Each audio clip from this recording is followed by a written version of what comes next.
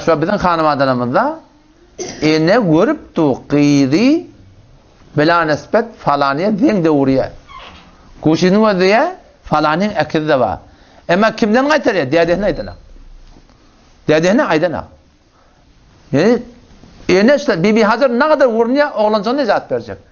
Bizim de olağımızda bizim o difemiz fakat oğlanın canı de fakat ona tüken talep vermek fakat maddi taydan ne? Bir kişi oğlanın şuna kadar cenneti olmasıdır.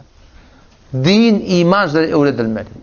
O zaman vakti ki hanıvada hatta denanala oğlunla den ene bilen bir hasıl muhabbeti var ya ata aydılmayan zatın aytiya da enelin olakan vazifesi tadaşı qıydı olsun, oğlu olsun. Bir zatlar görüyor değil mi? Bir format aytmalı dedi.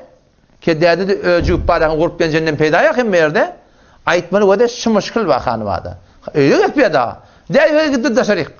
Erteye gitti akşam millet tükenden. Dedi öyle ne haber var dedi. Enen sadı vazifesi oğluna haberdar olsun, qıydı haberdar olsun. O da şu müşkül var. Oğlun şey diye havada ölünecek diye. Dedi aydı bile ne kaşanı. Hemen öğrenmeli vakti bottur. Öğrenmeli vakti da öğrenmeli. Peygamberimiz deyiptir da 16 yaşta öğrenmeliyiptir de şeriattaydı. He? Vakti ki bir oğlan öğrenmeli yaşına barıp da öğrenmese ve sen de tabanayın mı oğlanı öğrenmesen şu oğlan ne mi günah etti doğrusu atayır diyorsun.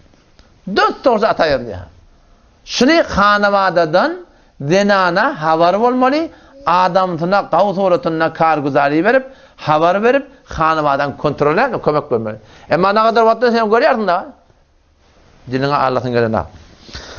Eneler olakan hıyanet etiye oğlan sana. Bilip tu qıydı irtibatı var falan bile. Zin oraya bırdat etiye. Dedin bilamadın. Dedin erteki gün nirek var ya sadece şahirin arabayı tutturdu. Nazratun feselamun femev'idun felaka. Zina meğer nereden başlıyor? Fahşa meğer nereden başlıyor? Önce bir göz demek. Hele taraftan da söyle, erkek taraftan da söyle. İzin emek var ya, SMS var ya, kepleşme talama var ya, feselamun.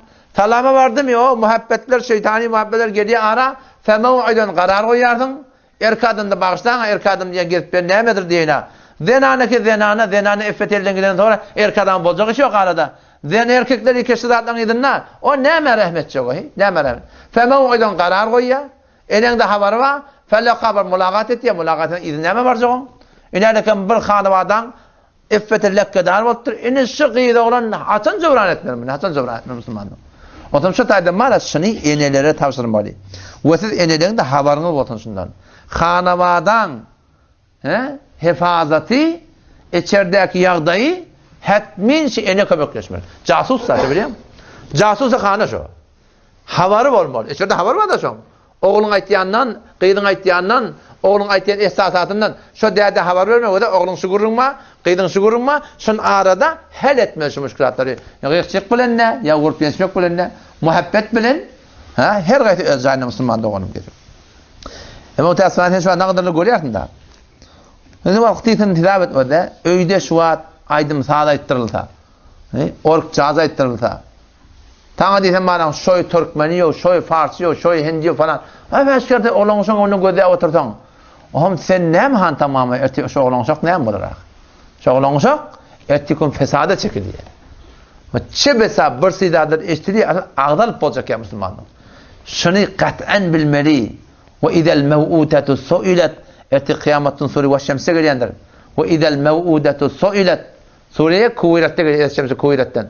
وإذا الموءودة سئلت الوقت دير غيرler dir gömünün gıyla sorulacak bir ayeden min qatl ne mi günahını öldürdüğünü şu peygamber vaktinde şu qıydı oğulları qıyız deyip ağır edip dirce gömürlemiştik da şolardan sorulacak ne mi deyip günahını öldürdüğünü şu atandan sorulacak yani sorun enenden sorulacak ne diyor güya keşfar belli oluyor şu enete bir hayvan yalak da sonra atada hayvan yalak oğlancın dirce gömmeli ama öyle dir gömtürler.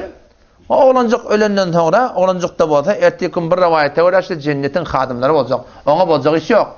Ama vakti kimin hanıvada da film hay Hindi, film hay Mesihi, film hay Yahudini, benamı şov bana falano bilmeyen film hay Cengiye ne burada? Ya hatta bazıların sen gözde bazıların da cennetin var oradan bir müstehcen malakam ekirgeliye öde. Şılar oğlanın fikrini haraplaya. Bola oğlancıkan dirgamtır. Ola cennetin hadım olacak. Ama biz kelime de ne mi diyorsun? Oğlancık da cehenneme aşını vermek. Harap ettiğin öde olan kim harap ettir? Ne harap ettir? Ata harap ettir. Şılar Müslümandan beter haberdar olmalı. Ki ettikum malakam bolmalı iş bola ata. Mın idin sonra kabile zobranne. Kıyşaran bağı sonra doğrulap olmuyor. Kıyşaran bağı sonra doğrulap olmuyor. Allah subhanahu netiqat verip ayettir. Ya eyyühellezine amenu ey iman getiren adamlar ku enfusakum ve ehlikum nara ödüngüzi kanımadan ottan necat verin. Aslı kanımadan vazifesi. Ödüngde ne ottan necat vermeli? Kanımadandaki evde cennet cehennem muamelesi Müslüman doğru.